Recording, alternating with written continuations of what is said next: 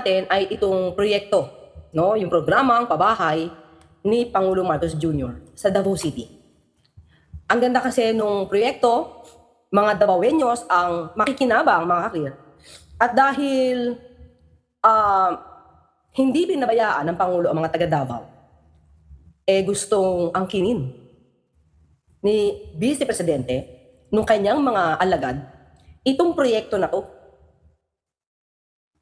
Gustong magkaroon ng credit grabbing. Malamang ang intensyon, no? Ito lang nakikita ko na pwede. Na wag na wag paniwalaan. O wag na wag mahalin. Ba? Ng mga taga Davao ang ating Pangulo. Kaya pinipilit nila na bawat project dyan sa Davao City, pinipilit nilang angkinin. Pati yung bridge, mga clear. Pero dito kasi, nagsalita kasi itong si Vice Presidente na proyekto niya daw. Itong People's Bill. Hindi nga ito na itayo nung panahon siya ay mayor. Mga clear, mayor na siya, presidente pa ang tatay niya, pero hindi nila ito napagawa. Pero ngayon, dahil sa sinabi niyang proyekto niya daw ito nung mayor pa siya, lahat ng kanyang troll dapat palabasin na hindi ito proyekto ni PBBM. Aangkinin para siguro mapaniwala yung mga taga Davao City na pagod niya yan. Sana naman, no? Sana naman, mga huwag kayong masyadong magpadala. Sana, no? Especially mga taga Davao City. Mga clear nung bumagyo dyan. Nakita nyo naman, agad-agad nag-utos ang Pangulo para ayusin yan. Samantalang yung mga bossing yung mukhang nasa abroad pa. Diba? Nasa abroad pa. DPWH, DSWD. Hindi sila nag-atubili, agad-agad na tumakbo diyan para matulungan kayo. Samantalang yung inyong mga amo, mga leaders, nandun nagbabakasyon. Diba? Hindi ko lang alam kung sino yung nandito at the time na bumabagyo.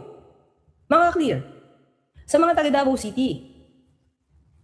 Hindi natin inaalis na ang leader nyo ay ang Duterte.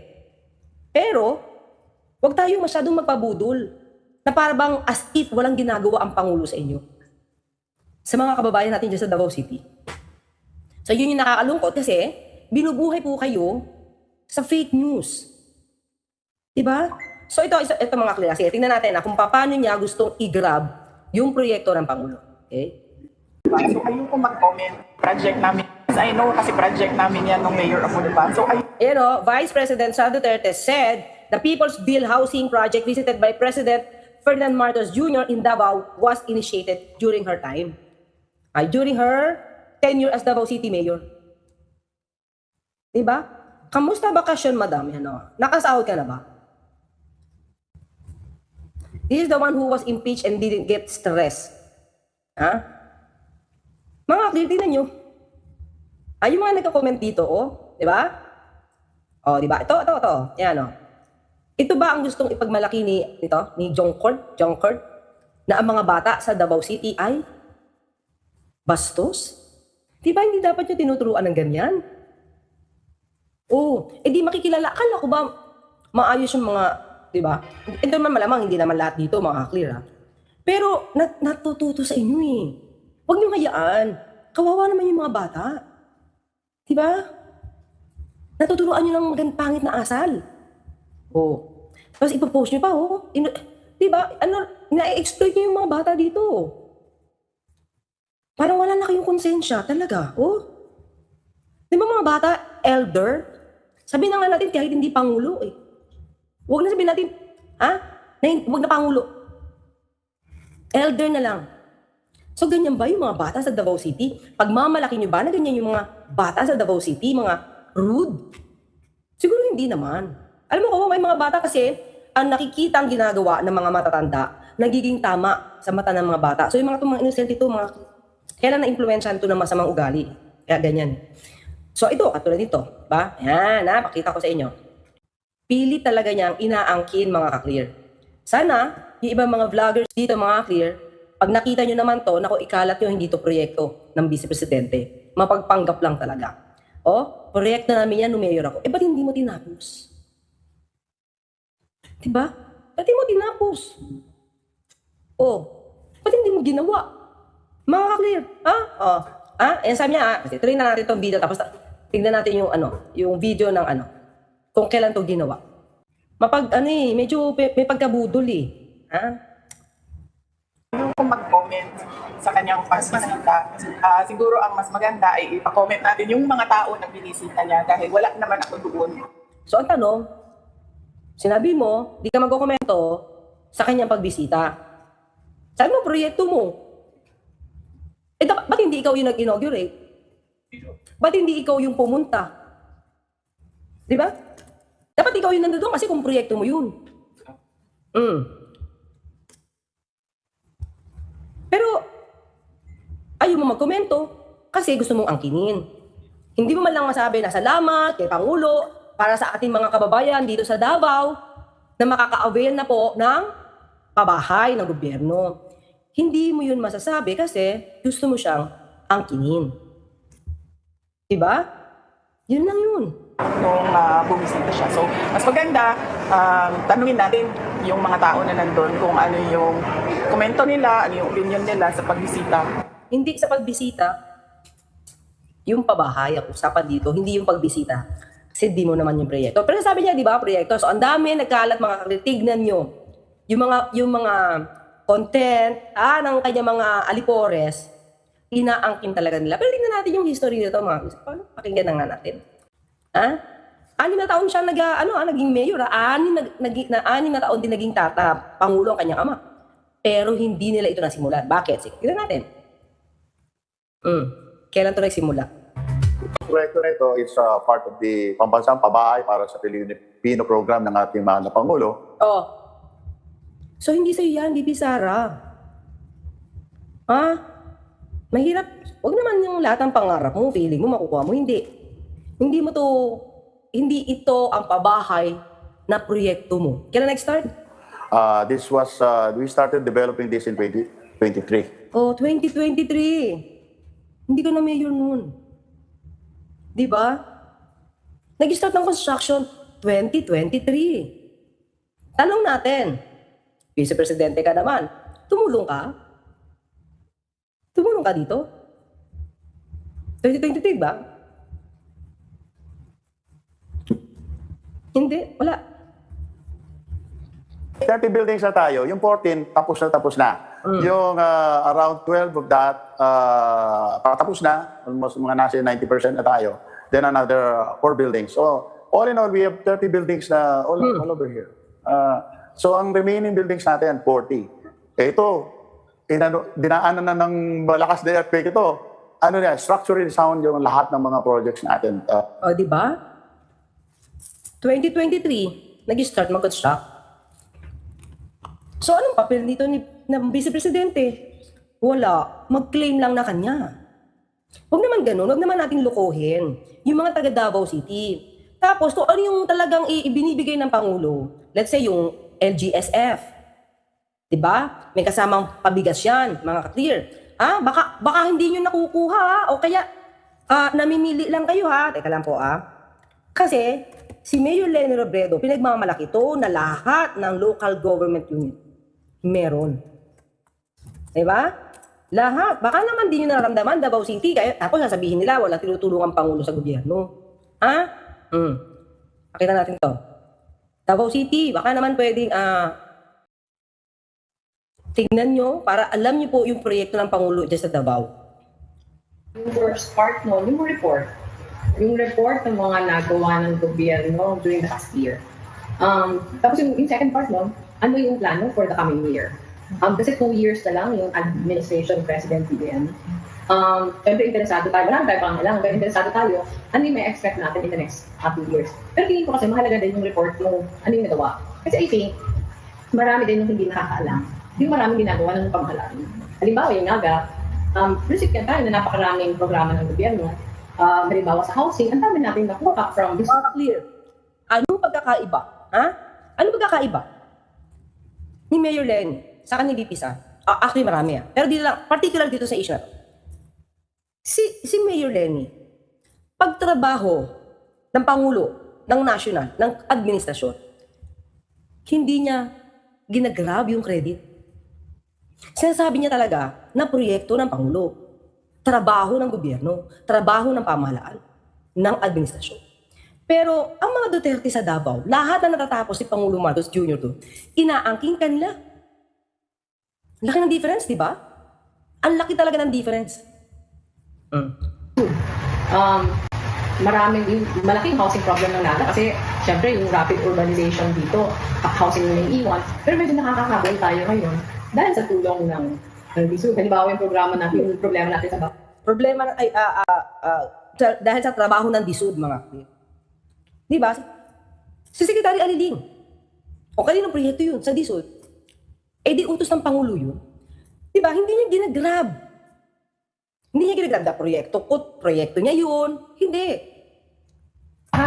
Ang ginawa tayong pilot ng DPWH sa Oplan Kontrabaha, maraming tinutulong sa atin, equipment, yung mga civil works na kinakailangan.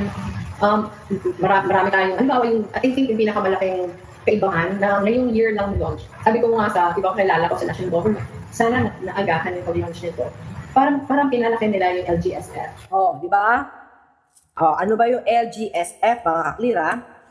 Meron pa yung RISE, mga kaklir.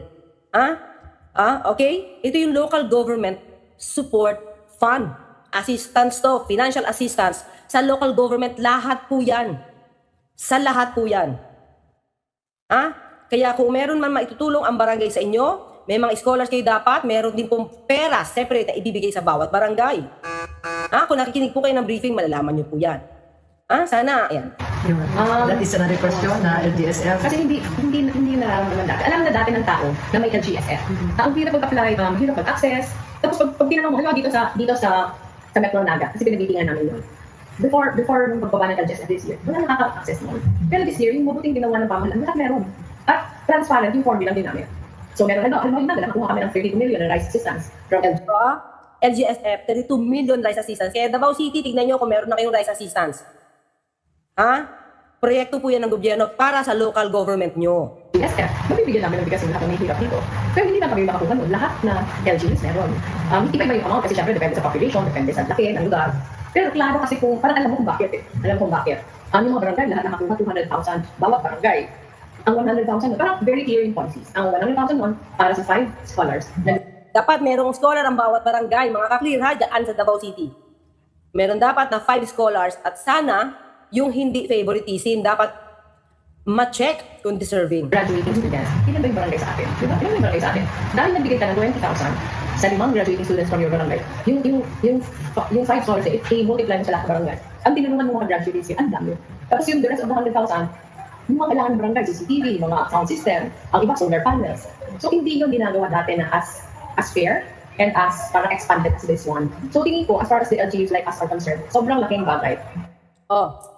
Hindi nyo yan nadidinig kay VP Sara. Kasi lahat ng magandang ginagawa ng gobyerno, inaangkin niya or tinatakpan niya yung mata niya. Diba? Kaya dyan sa Davao City, mga kaklira, meron po kayong LGSF, meron kayong supposed to be budget para sa libreng bigas. Libreng bigas. Pero hindi ko alam, baka angkinin na naman ito ng mga Duterte. Diba? Ayan. So dito mga klira, so tingnan natin okay, sabi nga natin 2003 ay 2023 nag-start Kala natin mabuti ito bago natin itayo. Ito po yung Social Housing Finance Corporation, mandato natin. Ito po si Secretary Aliling, mga kaklir to. Yan. Yan din ang gumagawa ng mga pabahay doon sa Naga.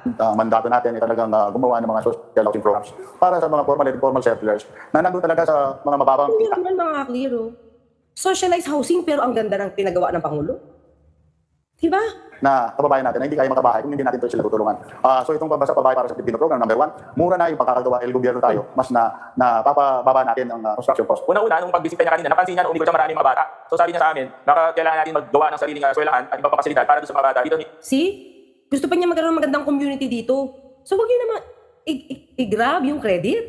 is sa loob ng development. Ang Pag-ibig po, Pag-ibig Fund, no, sa pangunguna ni CEO Allen, meron po tayong 3% home loan program under the 4PH. Ang ibig kong sabihin dito, kagaya po dito, ang isang unit po dito, dahil ito ay condominium, 1.45 billion pesos po per unit. Pag may dalawa po tayong option, yung buyer po, yung beneficiary, pwede siya pumili, kung gusto niya yung level ng amortization, ibig sabihin, mula simula hanggang dulo, equal yung hulog niya, 4,600 ang hulog nito. See, mag-ipon ka lang talaga, sipag lang mga kaklir, ang mura. Pag pinili naman niya yung graduated, ibig sabihin, magsisimula muna ng mababa at unti-unti tataas, ang unang hulog niya lang is only 2,300 pesos per month. So yun po yung epekto ng 3% na napakamura po nito pag kinumpara niyo po sa mga bangko na nagbibigay ng mga home loan.